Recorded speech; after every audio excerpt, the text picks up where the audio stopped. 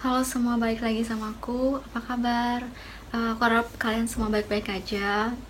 BTW, jangan lupa tetap jaga kesehatan, terus jaga kebersihan segala macam karena masih musim corona dan lain-lain. Ya, oke. Untuk video kali ini, seperti yang aku bilang sebelumnya, aku pengen bahas lagi soal efek shot. Jadi kayaknya aku udah beberapa kali sempat bahas soal efek shot ya, tapi aku udah lupa sih sebenarnya tuh soal apa. Terus karena beberapa ada yang komen dan minta aku buat bahas efek shot. Jadi aku tuh efek shot atau Freiwillige Sozialisia, atau kalau bahasa Indonesianya tuh kayak apa namanya, kerja sosial. Nah, aku tuh efek shot sekitar 1,5 tahun. Jadi kalau efek shot itu ya maksimal di Jerman itu 1,5 tahun, minimalnya 6 bulan, maksimalnya 1,5 tahun, itu setahu aku. Kalau ada peraturan baru aku nggak tahu, tapi itu waktu aku kayak gitu. Terus aku waktu itu nggak ngelakuinnya di satu tempat sih, jadi aku kayak sempat di dua tempat jadi efek shot itu, karena di tempat aku yang pertama tuh aku nggak betah gitu, terus banyak masalah, makanya aku pindah style atau pindah tempat kerjaan. Nah, di tempat kerjaan aku yang terakhir itu bener-bener enak banget, terus ya pokoknya semuanya baik lah segala macam. Oke, aku mulai cerita ya. Aku harap kalian gak ketiduran dengan cerita aku. Oke, jadi aku tuh mulai face shot kalau nggak salah sekitar November.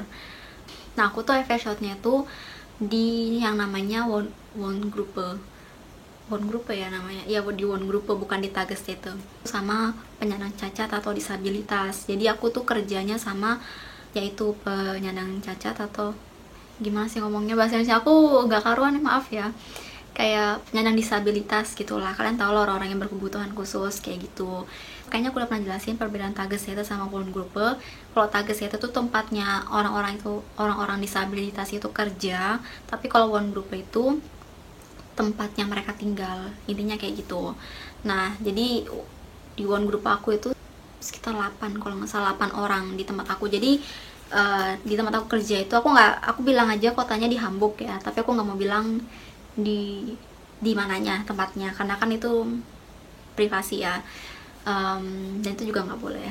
Terus ya udah, aku cerita aja. Jadi aku tuh kerjanya di rumah dua, di rumah yang keduanya, terus di lantai yang dasar.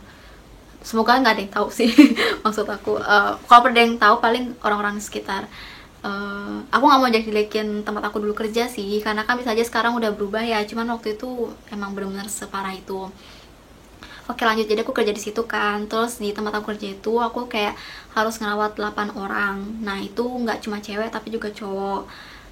Dan mereka emang dari apa ya, kecacatan mereka atau disabilitas mereka, bahasa halusnya tuh macam-macam. Ada yang autis, ada yang kayak apa namanya, Down syndrome, ada yang demens atau ya penyakit yang lupa yang itu.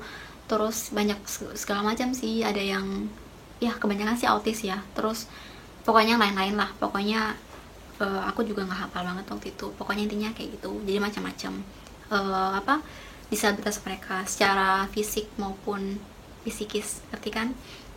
Nah, hari awal itu agak aneh sih. Waktu Vorstellungsgespräch atau waktu wawancara awal, nggak kelihatan kalau itu ada sesuatu yang aneh. Bosnya tuh baik banget, dia tuh welcome banget, terus dia tuh nunjukin beberapa kolegen di sana. Waktu itu aku datang itu pertama aku ngobrol sama bos aku itu waktu belum menerima job itu ya, belum menerima kerjaan itu, masih kayak wawancara waktu itu. Jadi waktu pertama kali aku wawancara buat kerjaan itu, efek shot ini, aku tuh ngobrol dulu sama bos aku, kayak cerita-cerita kenapa kamu mau apa namanya, efek shot, terus kamu udah pengalaman apa, terus au pair gimana, gitu-gitulah. Pokoknya hal dasar. Terus kayak gimana soal Wonung, nyari di sini tempat tinggal, kayak gitu-gitu. Pokoknya hal biasa lah, pokoknya nggak yang formal gitu waktu wawancara. Terus bos aku ngajak aku ke stasiun yang bakalnya aku kerja di situ. Nah, waktu di stasiun itu kan mereka lagi kerja ya, maksudnya calon teman aku kerja itu lagi kerja waktu itu. Terus aku dititipin sama mereka buat ngeliat apa namanya, gimana sih kerja di situ tuh, gimana kayak gitu. Jadi tuh hari kayak istilahnya kayak force longest press sama pro betak aku waktu itu di situ. Ya kayak gitu. Terus ya si calon apa namanya teman kerja aku tuh baik-baik juga pada waktu itu, bener-bener ramah segala macem. Terus mereka tuh kalau nggak salah aku udah sore gitu loh datangnya. Terus ntar lagi tuh mereka kayak makan malam kayak gitu kan. Terus nyiapin salad, terus nyiapin roti buat makan malam kayak gitu-gitu. Aku cuma ngeliatin, terus aku tuh mau bantu, nggak dibolehin kayak gitu. Terus apa namanya dibolehin sih, tapi cuma yang simple-simple. Dia bilang, oh kalau kamu mau boleh deh bantuin bikin salad kayak gitu. Itu karena aku yang nawarin sih, karena nggak enak kan ngeliatin doang, kayak aneh gitu ngeliatin mereka lagi sibuk semua nganuin ini, persiapin itu, terus kamu diam aja cuma ngeliatin, kan agak aneh gitu. Jadi aku nawarin buat bantuin, terus ya mereka dengan senang hati welcome, boleh kayak gitu. Terus ya udah aku bantu bikin salad bareng segala macam. Terus ya udah aku duduk bareng mereka, terus kita makan bareng. Terus aku juga makan salad waktu itu. Terus pesan pertama ya, jadi nggak semuanya bener-bener kayak yang kamu pikir waktu itu, yang kayak aku pikir, kayak disabilitas itu bener-bener yang kayak bener-bener nggak bisa ngapa-ngapain atau segala macam. Nggak juga, ada juga yang kayak mereka punya psikis kerang, psikis apa sih, penyakit yang psikis, kayak entah depresi atau apa. Terus jadinya mereka tinggal di situ, tapi mereka masih kayak bisa ngomong normal. Ada juga yang masih bisa komunikasi normal sama kamu, bisa ngajak kamu ngobrol, bisa ngajak kamu ini, kayak masih ngerti lah, cuma dia pelupa kayak gitu. Terus yang masih kayak bisa ngapa-ngapain, banyak ngapa-ngapain sendiri, itu juga masih ada kayak gitu. Awal pertama tuh aku kayak mikir, ternyata apa ya, nggak yang seperti aku pikir gitu loh. Kalau disabilitas itu harus bener-bener cuma kalau dia kasarnya ya kayak dia nggak bisa ngapa-ngapain, dia lumpuh, terus dia ya kayak gitu lah, kayak lebih ke fisik, ngerti kan, kayak gitu. Jadi itu apa namanya kesan pertama aku waktu itu. Terus ya seru sih waktu itu, hari itu. Terus makanya aku juga kayak nggak ada bad feeling gitu loh, kayak wah asik nih gini-gini kayak gitu. Terus mereka semua pada ramah, pada welcome, jadi aku kayak ngeiyain. Terus ya udah setelah itu aku pamit pulang. Aku waktu itu harus apa namanya pulang lagi ke tempat aku oper kayak gitu. Dan itu aku tuh sial banget, tau gak sih, waktu itu hari itu tuh benar-benar apa ya, kalau nggak salah itu aku tuh udah beli tiket, tapi aku belinya tiket dadakan karena dapat terminnya itu juga lumayan dadakan. Jadi aku tuh beli tiket yang langsung di mesin, tahu nggak sih, bukan yang lewat internet atau segala macem. Dan itu tuh harganya sekitar 100 euro kalau nggak salah, dari Köln ke Hamburg waktu itu udah beli ya. Waktu berangkatnya oke, ke Hamburg. Waktu pulangnya aku juga udah beli di mesin lagi kan, karena aku benar-benar dadakan waktu itu beli tiketnya. Dan itu juga harganya 100 euro. Dan kalian tahu waktu aku udah masuk di keretanya, karena itu udah penuh dan aku kayak udah apa ya, bingung segala macem dan udah capek karena itu udah malam, tiket aku tuh yang aku kantongin di jaket tuh hilang. Jadi terus waktu ada yang kontrol, terus ditanya masalah tiket, so aku bilang aku kehilangan tiket kan. Terus dia bilang ya udah berarti kamu harus bayar denda tiket dan harus beli tiket baru. Bayangin, jadi waktu itu aku bener-bener pertama kalinya dapat controller terus kayak gitu. Pokoknya sial banget ya, itu aku bener-bener habis banyak cuma buat tiket hari itu, bener-bener sumpah. Jadi saran aku ya, kalau kalian mau bikin termin buat wawancara atau probetak Vorstellungsgespräch buat shot apapun, Ausbildung, kalian udah harus bener-bener prepare kapan harinya, tanggalnya. Jadi nggak kayak aku yang beli tiket sama hal itu terus apa ya, karena tiketnya apa namanya cetakan itu bisa gampang hilang kan. Tapi kalau kalian belinya di internet, kalau misalnya itu hilang, print-printannya hilang, masih ada di HP gitu kan. Pokoknya aku saranin bener-bener prepare aja, kayak aku orangnya dadakan. Ya ampun. Pokoknya tapi di situ aku jadi belajar buat next time harus gini kayak gitulah. Oke, lanjut. Terus ya udah kan, aku telepon si bos aku, terus aku bilang iya aku tertarik dan aku mau kerja di situ. Terus dia juga ngasih respon positif, katanya kalau lagi teman-teman kerja yang waktu itu sama aku itu juga bilang katanya aku baik dan aku tuh siap menolong gitu-gitu lah. Pokoknya mereka kasih kesan positif lah buat aku.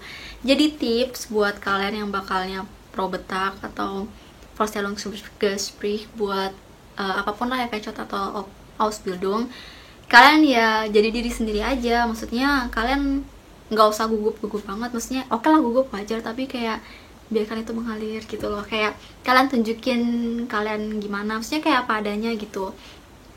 Terus kalian yang ngobrol-ngobrol biasa, terus kalian jujur aja, maksudnya ya aku tuh orangnya kayak gini segala macam. Terus ya kalian ceritain apa adanya lah kayak gitu. Terus ya kalian apa ya, tau lah kalau orang Indo yang aku bilang, misalnya mereka lagi ngapain, terus ya kalian kayak nunjukin interesting kalian atau ketertarikan kalian buat kerja di situ, ngerti nggak sih? Kayak misalnya yaitu misalnya pas makan malam, terus kalian nggak enak kan ngeliat doang, terus coba-coba bantu dikit lah.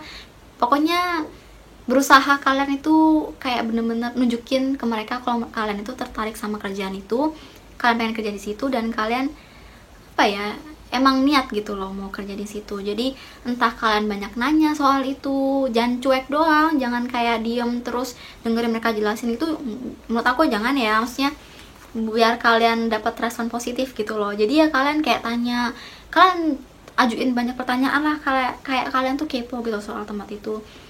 Entah gimana orang-orang di sini, terus ada berapa orang di sini, kayak gitu. Pokoknya kayak tanya-tanya aja sebanyak-banyaknya.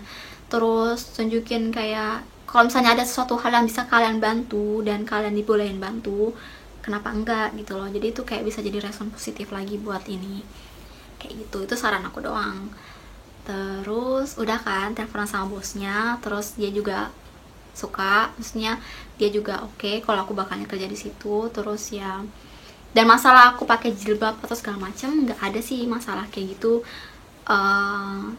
Waktu itu cuma ditanyain, Revia di sini kita juga ada cowok, kamu mau nggak, maksudnya tetap berinteraksi sama mereka, kamu keberatan atau enggak karena aku pakai jilbab kayak gitu. Terus aku bilang nggak apa-apa, karena aku mikirnya waktu itu aku mau profesional ya, dan aku mikirnya itu ya tuh kerjaan aku. Oke lah, emang bakalnya lebih bagus kalau aku cuma ngeflege atau lebih ngehandle cewek gitu kan. Tapi aku sadar di tempat itu tuh lebih banyak cowoknya dibanding cewek. Terus apa ya, aku nggak ngeras, aku kayak bakalnya ngerasa nggak profesional kalau aku cuma bagian cewek. Misalnya apa ya, karena kan kita kerja kayak gitu atau kerja di flege tuh nggak bakal tahu kapan notval atau kapan apa ya, apa sih kayak urgennya gitu loh, kayak kapan keadaan darurat kan kita nggak bisa bener-bener ngelakuin sesuatu yang benar-benar kita mau, ngerti nggak sih? Kita harus juga siap buat segala keadaan darurat gimana pun, ngerti kan? Misalnya kalian sendirian di situ atau kalian nggak ada jawasin atau mereka lagi sibuk ini, terus mereka minta tolong kalian buat nganuin cowok, ya masa iya kalian tolak atau kalian ini? Kalau aku sih pribadi waktu itu mikirnya ya udah sih, aku udah milih buat mau kerja itu dan aku mau profesional, dan ya udah akhirnya aku mutusin buat ya nggak apa-apa kalau aku harus interaksi sama cowok kayak gitu. Terus ya udah itu doang sih ditanya soal itu. Terus aku cuma bilang ke bos atau nanya, aku tuh sholat kayak gitu, aku boleh nggak gunain waktu istirahat aku tuh buat sholat kayak gitu. Terus dia bilang oh iya silahkan, nggak apa-apa selama itu nggak ganggu kerjaan dan emang di luar jam kerja, maksudnya di luar jam-jam sibuk kerja kayak gitu. Aku harus pintar-pintar sendiri nyari waktu.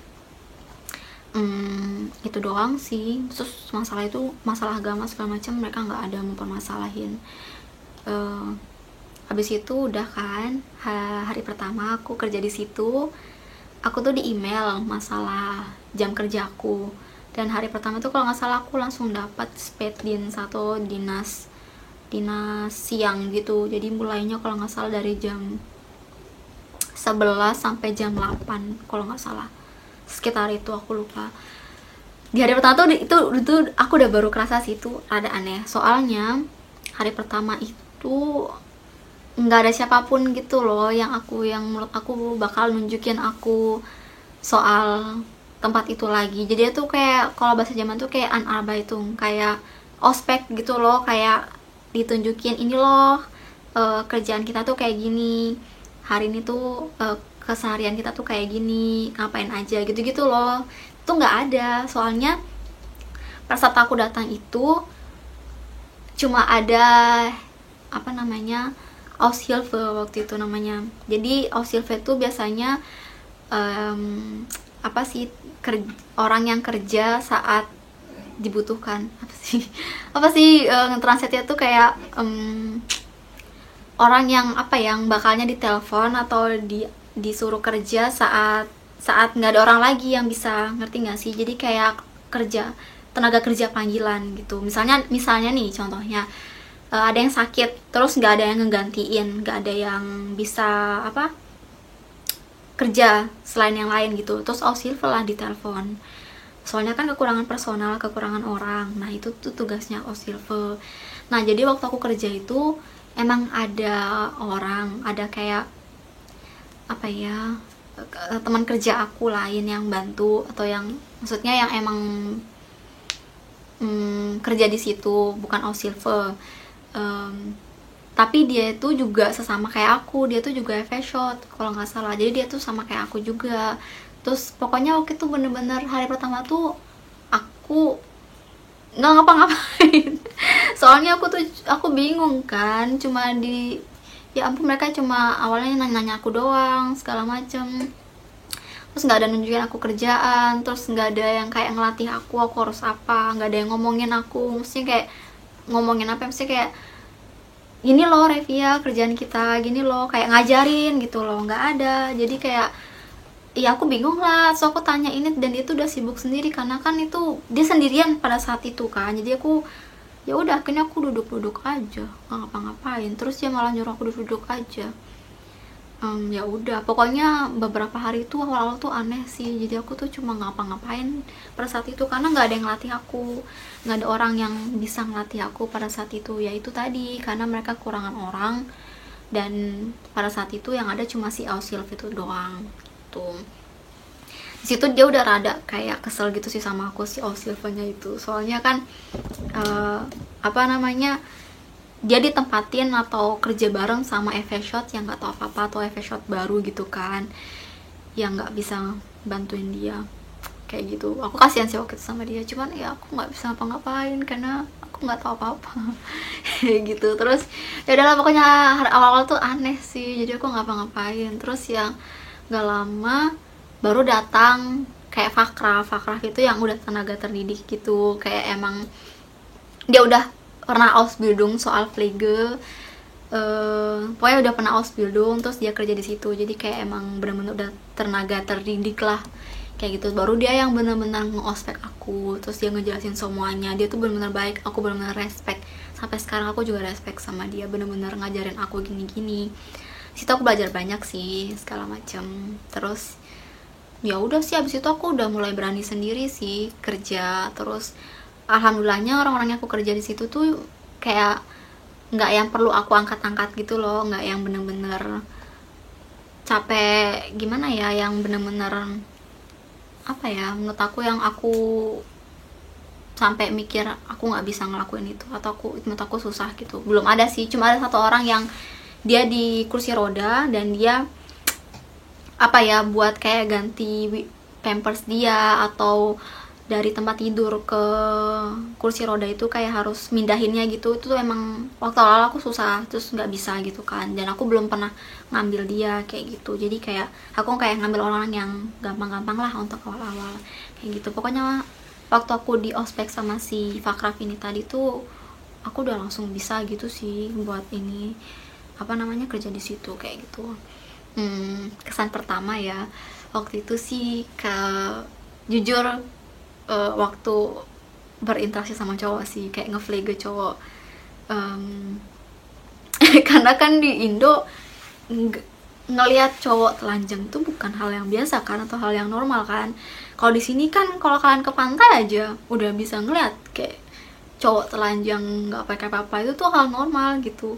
Orang sini tuh kalau di pantai itu kayak gitu tuh biasa gitu kan, mau cewek mau cowok kayak gitu. Tapi kalau di Indo kan enggak kan, jadi kayak ya ngeliat kayak gitu tuh awal-awal tuh aneh sih. Terus awkward, kayak ya aneh gitu. Tapi ya aku, ya seperti yang aku bilang di awal, aku berusaha profesional, dan apa ya, udahlah gentak aja. Aku mikirnya ya itu udah part dari kerjaan aku. Dan ya udah, terus kayak nggak cuma soal cowok ya, tapi kayak ngelihat tai, ngelihat apa namanya, kotoran manusia, bukan kotoran sendiri gitu kotoran orang lain, terus kan harus ngebersihin kayak gitu.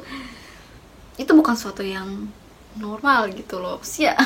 Normal sih itu cuman apa ya, kan kita nggak, aku kan nggak biasa gitu kan ngebersihin kayak gitu. Kalau waktu au pair kan coba ngebersihin si anak asuh aku, dan itu pun aku jarang banget, nggak melulu aku, kebanyakan orang tuanya.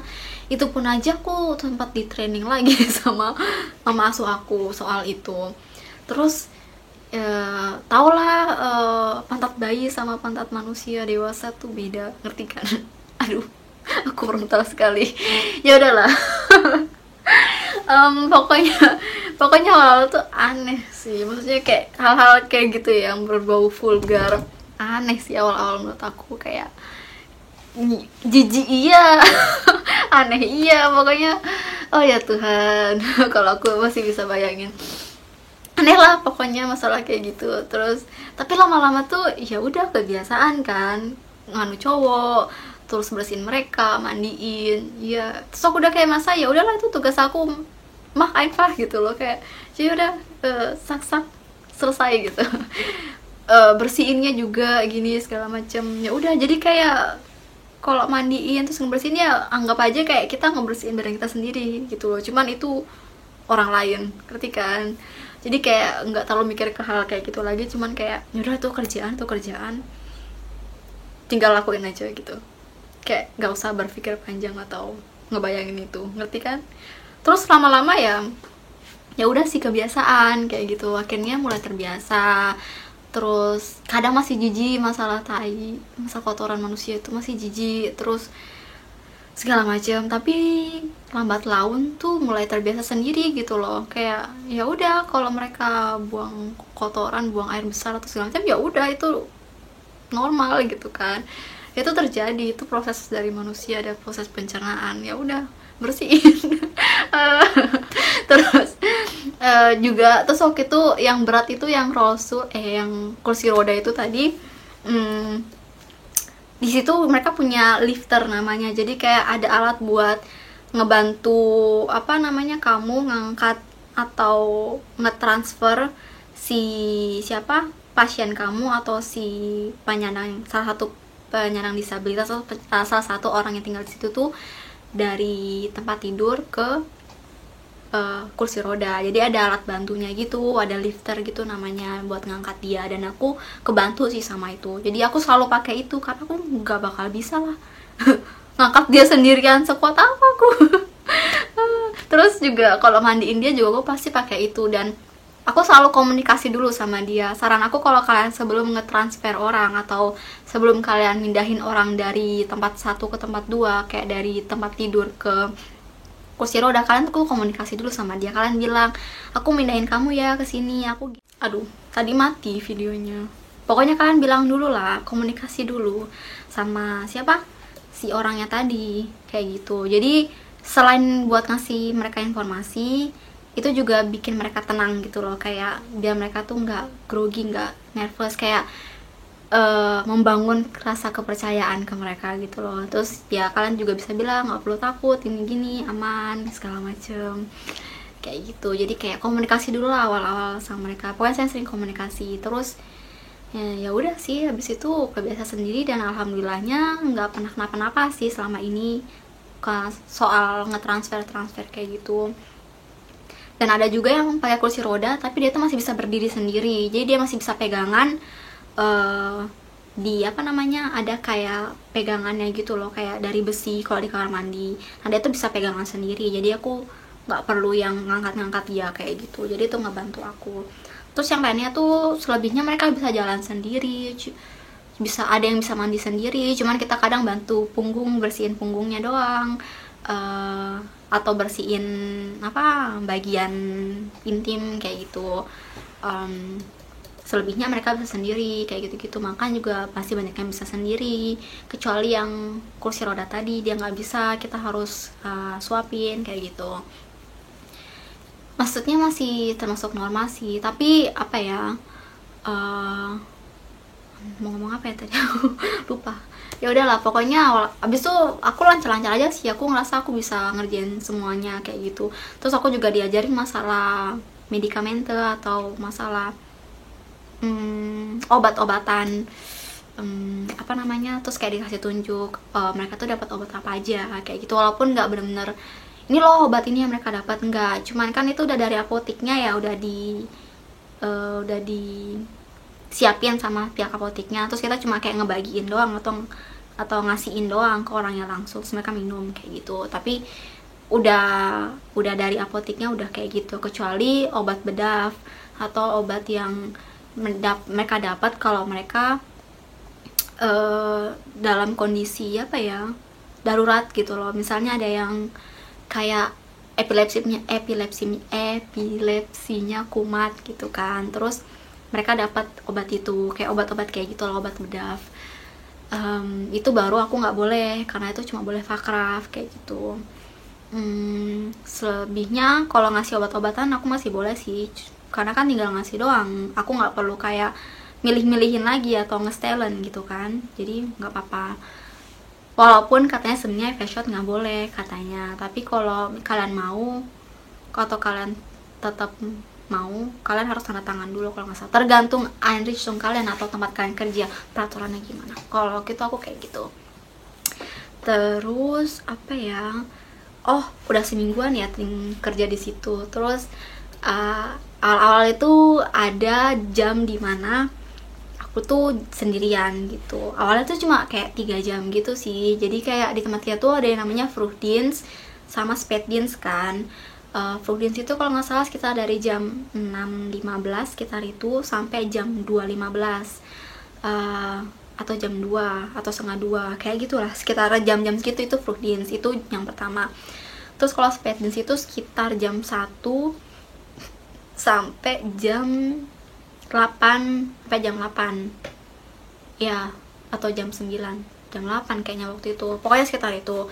Terus ada yang namanya Nawache itu yang bakalnya tidur di situ, atau bakalnya jaga di situ waktu tengah malam kayak gitu sampai subuh. Terus aku tuh kerjanya tuh antara Tagesdienst jatuhnya, jadi kayak sekitar siang sampai malam gitu. Jadi kayak aku tuh nggak enaknya ya, jadinya jatuhnya kerjaan aku tuh kayak aku kerja di Frühdienst sama di Spätdienst, ngerti kan? Atau Frühdienst itu kerja pagi, Spätdienst itu kerja dinas siang kayak gitu. Nah, jadi aku tuh jam kerjanya tuh keseringan dari jam 11 sampai jam malam, sampai jam 8 jam 7 sekitar itu kayak gitu. Terus ya, nah kadang itu ada juga yang kayak kursus Spätdienst gitu loh, jadi dia tuh mulai jam kerjanya sekitar jam 3 atau jam 4 gitu loh, baru mulai datang Spätdienst kayak gitu. Nah, dan aku tuh apa ya, Frühdienst kan pulangnya sampai jam 2, terus selanjutnya shift selanjutnya atau Spätdienst selanjutnya tuh datangnya sekitar jam 4 misalnya. Otomatis dari jam 2 sampai jam 4 itu aku sendirian kan, nggak ada siapapun selain aku di situ ngejagain orang-orang itu. Nah itu tuh udah agak aneh sih katanya fakraf aku, soalnya sebenarnya efek shot itu nggak boleh sendirian, harus selalu ada teman, bukan teman, maksudnya kayak ada orang kayak gitu. Bahkan kalau bisa harus selalu sama fakraf, karena namanya efek shot kan masih kerja sosial gitu kan, masih harus diawasin segala macam. Terus aku mikirnya, nggak apa-apa lah, cuma berapa jam kok, dan jam-jam situ tuh bukan jam-jam yang sibuk yang gimana gitu sih katanya, menurut aku. Jadi kayak ya udah nggak apa-apa. Kadang juga kalau misalnya mereka pulang cepat atau segala macam juga sebelumnya gitu. Dan orang yang tinggal di situ itu, di tempat aku kerja itu waktu itu ada juga yang masih ke Tagesstätte atau masih kerja, jadi mereka punya kesibukan juga gitu. Terus yang tinggal di rumah itu cuma beberapa orang yang udah rente atau udah pensiun, atau karena dia rada nggak mood ya, namanya orang disabilitas atau yang pikirannya nggak normal gitu, jadi dia kadang dia nggak pengen aja dia kerja, jadi dia tinggal di rumah. Itu baru dia di rumah, selebihnya dia kerja, ada yang kerja kayak gitu. Dan tempat kerjanya tuh kayak di seberangnya gitu doang, deket dari situ. Jadi awal kayak gitu sih, maksudnya kayak udah kerasa aneh kalau aku harus berapa jam kerja sendirian atau sendirian di situ. Tapi awalnya aku tidak mempermasalahkan karena kayak ya nggak apa-apa sih, karena kan aku juga nggak ngapa-ngapain gitu loh di jam-jam itu.